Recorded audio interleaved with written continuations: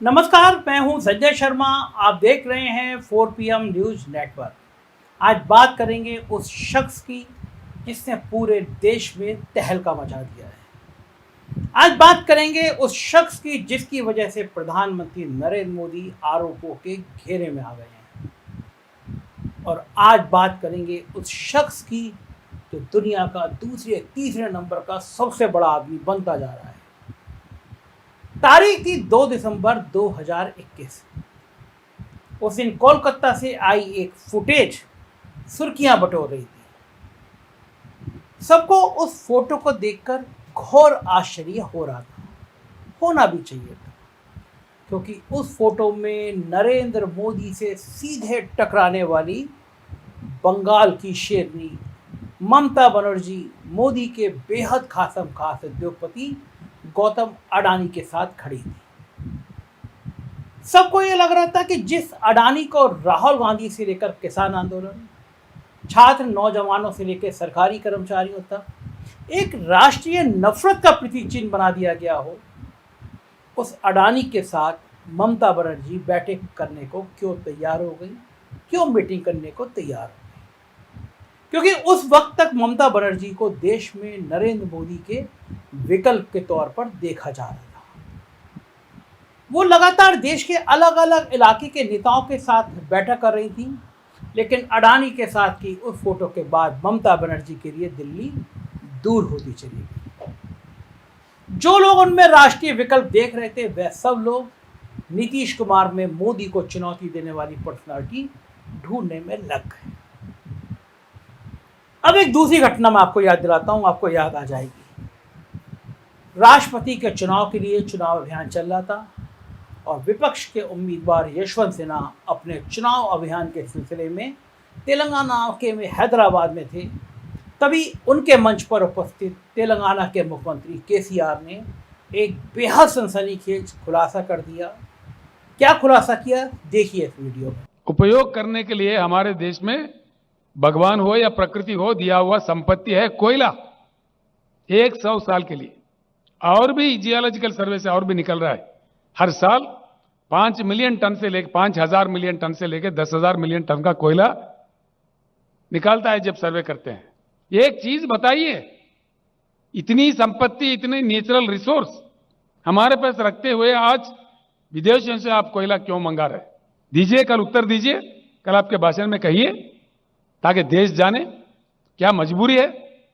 आप मजबूर है आपके साहूकारों को हेल्प करने में।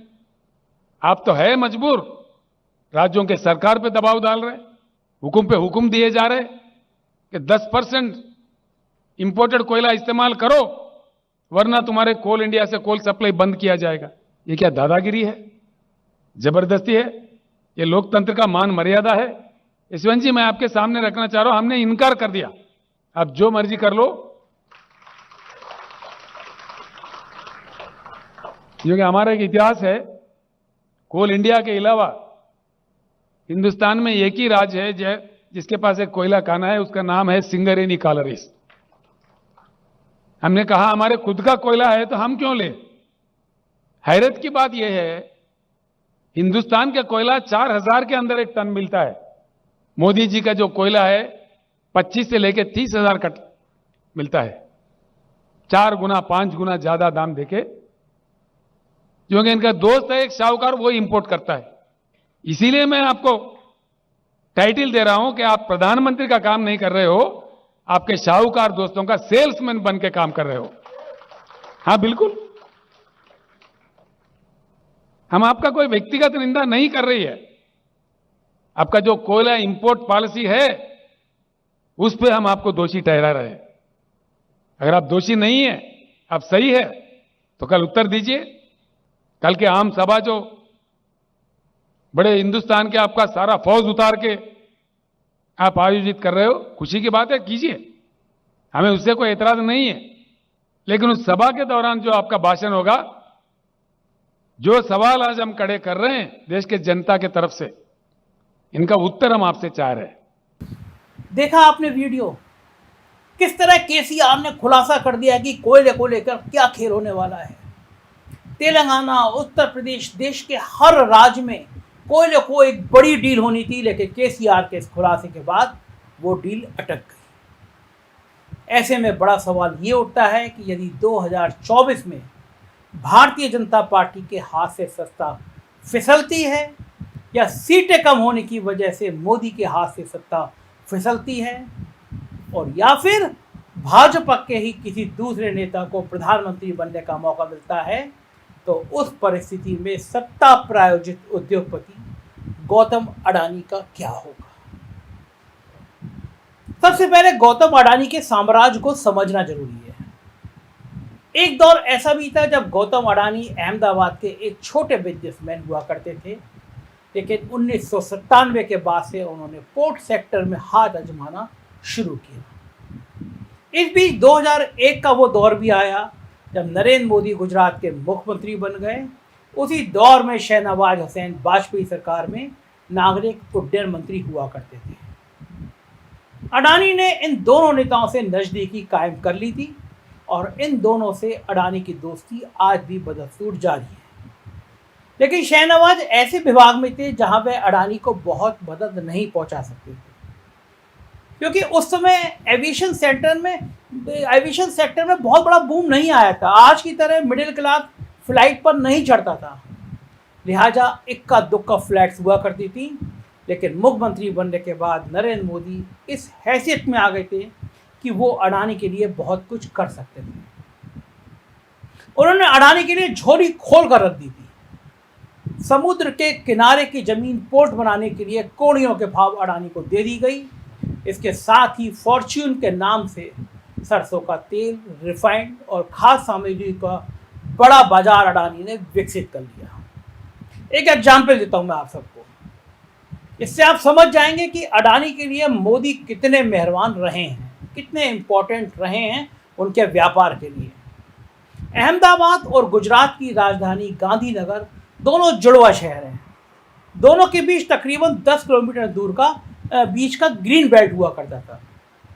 जब आप दिल्ली से अहमदाबाद ट्रेन से जाएंगे तो अहमदाबाद शहर में प्रवेश करने के ठीक पहले, यानी साबरमती रेलवे स्टेशन से तकरीबन 2 किलोमीटर पहले नारियार नाम का एक छोटा सा रेलवे स्टेशन है। पहले इसके आसपास का सारा इलाका जंगल हुआ करता था, लेकिन इसी जंगल के बीच रेलवे लाइन के एकदम बगल में 647 एकड़ जमीन, तकरीबन 3 किलोमीटर दूर लंबा प्लॉट मोदी जी के मुख्यमंत्रित्व काल में कौड़ियों के भाव अडानी को दे दिया गया। सोचिए आप, किसी शहर में 647 एकड़ जमीन के एक प्लॉट की कीमत क्या होती है, आप समझ सकते हैं। अब आप उस जगह जाएंगे तो अडानी शांति ग्राम के नाम से एक बेहद खूबसूरत रियल एस्टेट की रिहाइश आपको दिखेगी। इसमें बने फ्लैट्स और बंगलों की कीमत करोड़ों में है। मैं यकीन के साथ कह सकता हूं कि इतना बेहतरीन रियल एस्टेट की रिहाइश आपको गुड़गांव और नवी मुंबई में भी देखने को नहीं मिलेगी। अब आप अंदाजा लगा सकते हैं कि शहर की हरियाली की कीमत पर कौड़ियों के भाव से जो जमीन खरीदी अडानी ने, उस रियल एस्टेट से अडानी ने कितने करोड़ों अरबों रुपए कमाए होंगे। इन सब से आप अंदाजा लगा सकते हैं कि कई पोर्ट, रियल एस्टेट की जमीन, दूसरी सुविधाएं पा चुके अडानी ने यदि मोदी जी को प्रधानमंत्री बनाने के लिए 2014 में पानी की तरह पैसा बहाया, जहाज़ों की लाइन लगा दी, तो क्यों बहाया, क्यों लाइन लगा दी गई। मोदी जी के प्रधानमंत्री बनने के बाद अडानी को लोन देने वाले बैंक के सीएमडी को रिटायरमेंट के बाद सेवा विस्तार मिलने लगा। अडानी को ऑस्ट्रेलिया में खदानें मिलने लगी। हिमाचल के सेब थोक के भाव सस्ते में अडानी को मिलने लगे। देश के अधिकांश एयरपोर्ट अडानी को दे दिए गए। यहाँ तक कि एक विवादास्पद कृषि कानून भी कथित तौर पर अडानी को फ़ायदा पहुँचाने के लिए बना दिया गया, जिसे भारी विरोध जो पूरे देश में किसान सड़कों पर आ गए और देशव्यापी किसान आंदोलन के बाद वापस ले लिया गया। मोटे तौर पर कहा जा सकता है कि सैया भय कोतवाल तो डर काहे का की कहावत मोदी के पीएम बनने के बाद अडानी के लिए चरितार्थ होने लगी। लेकिन अडानी की यही मोनोपोली अब राष्ट्रीय नफरत का रूप लेती जा रही है। आज एक रिक्शे वाले के जवान पर भी अडानी के प्रति नफरत का भाव आसानी से पढ़ा जा सकता है। और अब इसी नफरत और गुस्से के भाव को राहुल गांधी ने पढ़ लिया है, तभी उनकी भारत जोड़ो यात्रा में अडानी का विरोध एक बड़ा मुद्दा बन गया है। अब तो हालत ये हो गई है कि केसीआर से लेके आम आदमी पार्टी तक, नीतीश कुमार से लेके एमके स्टालिन तक और लेफ्ट पार्टियां तो पहले से ही अडानी के खिलाफ मोर्चा खोल कर बैठी हैं। ऐसे में आप अंदाजा लगा सकते हैं कि 2024 में सत्ता बदलने की सूरत में अडानी के साथ क्या होना है। शायद वही जो 1977 में बंगाल में लाल सलाम की सत्ता आने के बाद डालमिया ग्रुप के साथ शुरू हुआ और अंततः डालमिया ग्रुप काफ़ी नुकसान उठाने लगा और पीछे पिछड़ गया। जबकि उसकी हैसियत तब ये थी कि उस दौर में डालमिया की रफ्तार नहीं रुकती तो वो टाटा बिरला को पछाड़ने की हैसियत में लगभग पहुंच चुका था।